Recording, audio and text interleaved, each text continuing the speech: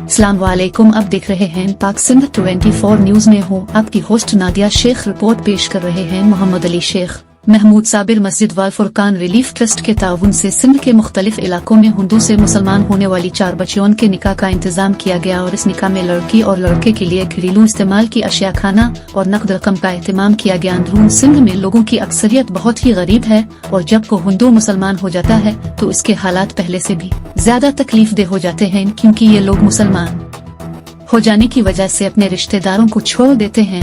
अब हमें चाहिए कि उनके साथ ताउन करें जिस तरह मदीने वालों ने ताउन किया, ताकि ये नी मुसलमान दीन इस्लाम में मजबूत हो जाएं। हम खास तौर पर मोहम्मद अरशद भाई और उनके साथ ताउन करने वाले मुसलमान बहन और भाइयों के लिए खुसूसी दुआएं करते रहते हैं कि अल्लाह ताला महमूद साबिर मस्जिद अल फुरकान रिलीफ ट्रस्ट के साथ ताउन करने वालों की दुनिया आखिरत को रोशन फरमाए और उनके घरों में और औलाद की जिंदगियों में बरकत डाले, उनके घरों से हर किस्म की बीमारियों को खत्म फरमाए और हम सब का खात्मा दीन इस्लाम पर करे।